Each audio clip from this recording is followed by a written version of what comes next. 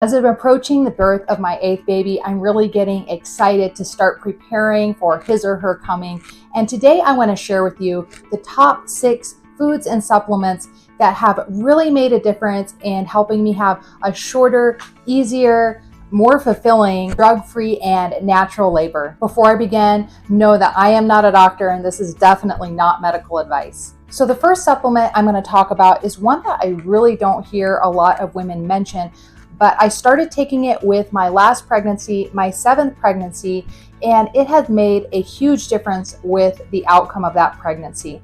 And that is high doses of vitamin C. So before I go into all the great results that I got with vitamin C, let me go back a little bit to 1971 when Dr. Fred Klenner did a case study where he gave his patients high doses of vitamin C. So he tried to replicate the vitamin C that animals naturally make during their own pregnancies, and that turned out to be about 5 grams during the first trimester, 10 grams during the second trimester, and up to 15 grams during the third trimester. Anyways, he did this case study with 300 consecutive live healthy births with no complications. That is so unusual. No C-sections, no resuscitations, no maternal complications like excessive bleeding, anything like that. And there were just dozens of good results he saw from giving these mothers vitamin C. And these results were also shown in the babies. Like the whole ward called them vitamin C babies and commented on how big and healthy they were.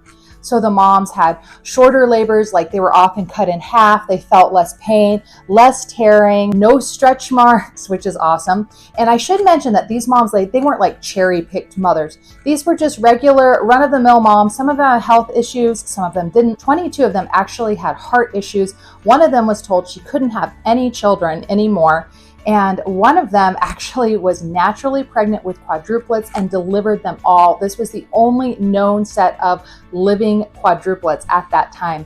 So after I saw the study, I was really impressed. There's also a lot of other people who have done the vitamin C protocol during their pregnancies and have had great results. And for myself, this is what I saw. The first thing I noticed is that my pregnancies, well, they've been getting kind of successively longer ever since I'd say my 4th pregnancy. Like the labors weren't necessarily harder, but they would stop and start more. And this is really common when you have a lot of children. Well, this last labor went really fast. It was about 4 hours from the first contraction that I was like, oh, this might be labor to delivering the baby.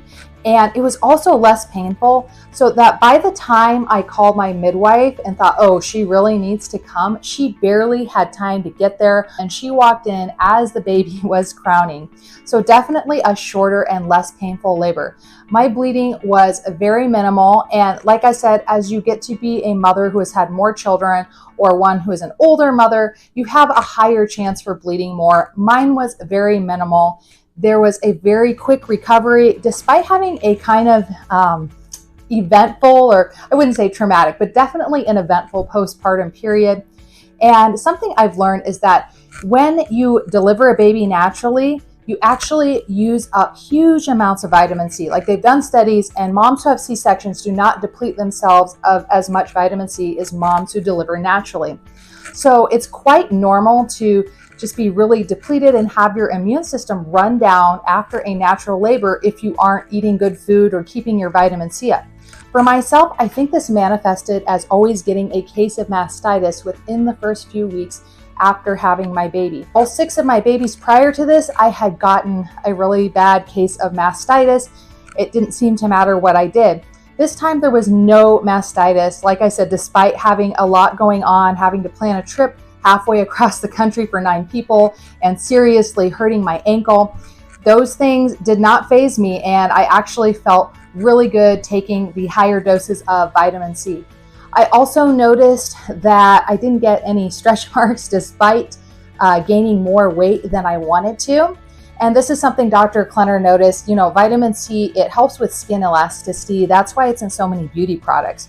So when you're taking high doses of it, your skin is going to stretch more easily. Your perineum is going to stretch more easily. You're just going to have less tearing and overall injuries. Another thing that's great that doesn't necessarily have to do with delivery, but with your baby after delivery, is high doses of vitamin C is known to prevent jaundice. And if your baby gets jaundice, you taking high doses of vitamin C or even giving your baby vitamin C is really going to help them get over the jaundice as well. So this is something I definitely am not going without this pregnancy. I will be dosing with high vitamin C before baby comes. The second thing I want to talk about is two herbal supplements or preparations that I take that I have noticed really have helped my body prepare for labor. But before I get to that, please hit the like button if you are learning something, if you're getting some value out of this video.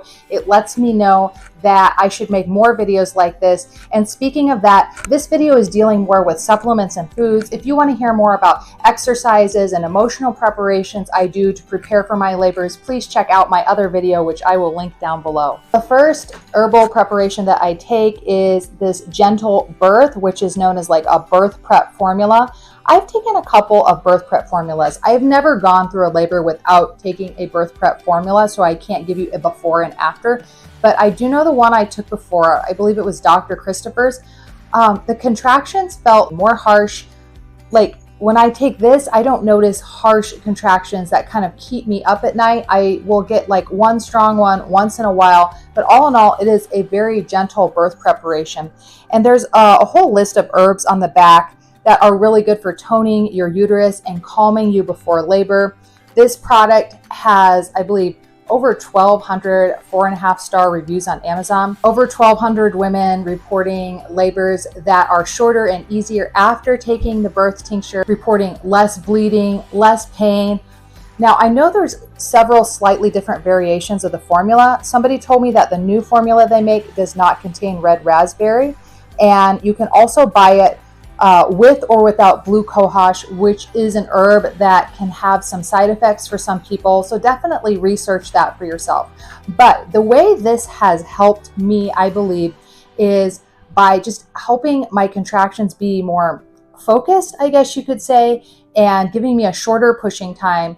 I have always, maybe I've had to push like once or twice during all my labors, except one where my baby was poorly positioned. I know there's some controversy around the birth prep tincture. I've even seen like some blog posts, people like why I don't take a birth prep tincture, and I never quite understood why that was. So please let me know your experiences and if it's been positive or negative. That's really interesting to me.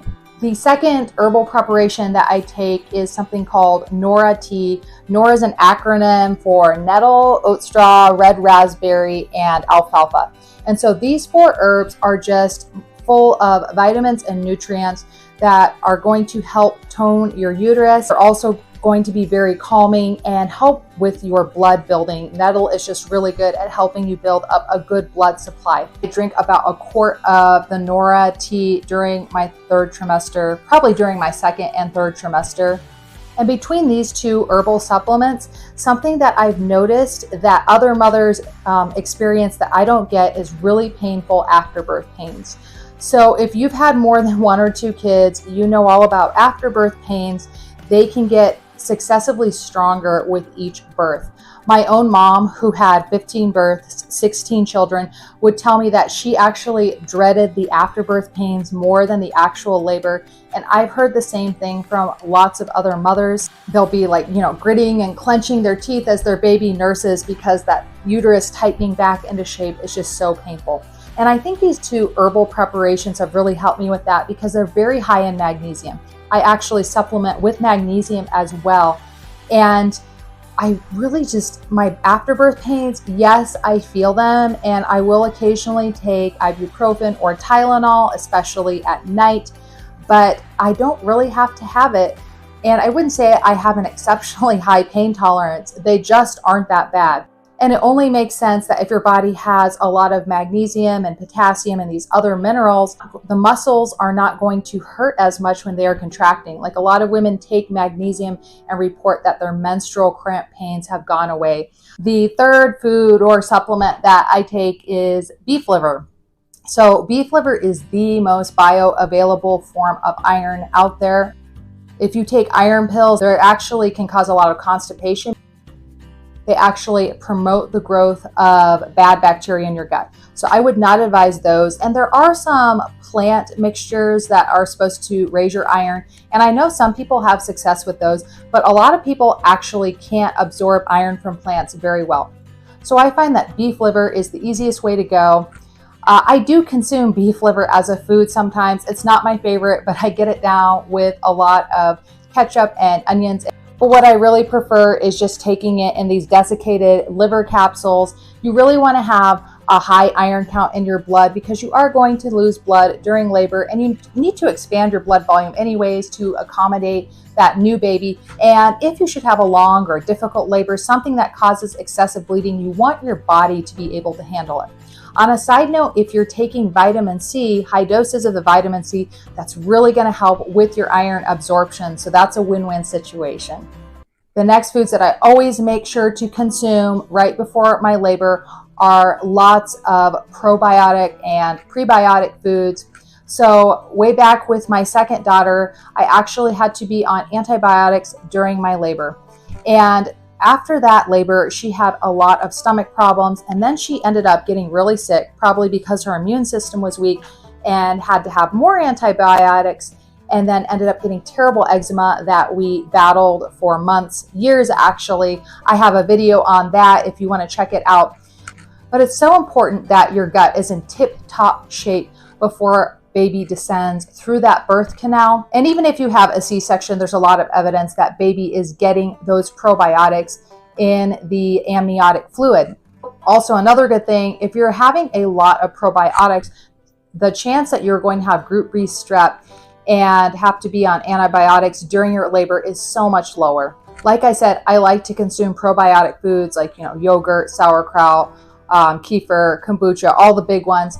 But if you aren't inclined towards probiotic foods, definitely look into buying some high quality multi-strain probiotics and prebiotics as well. Inulin is my favorite. I've mentioned this in several other videos. I've noticed really great results with inulin. And the last food that I am going to be consuming during this 8th pregnancy is medjool dates. So there's been some big studies with medjool dates showing that they actually help soften your cervix, help bring on labor by your due date, so you're not going to go post-term, and just help you have a shorter first term of labor and a shorter and easier labor. Some midwives and some women suggest evening primrose oil. I used to take this myself, and I never had any adverse effects from it. I think it was helpful, but I have seen some studies that show that evening primrose oil can actually encourage excessive bleeding. It can thin your blood. So I decided that dates were a safer option. On top of that, when I took the dates with my last pregnancy, I actually went 2 days before my due date. And usually I go a little bit late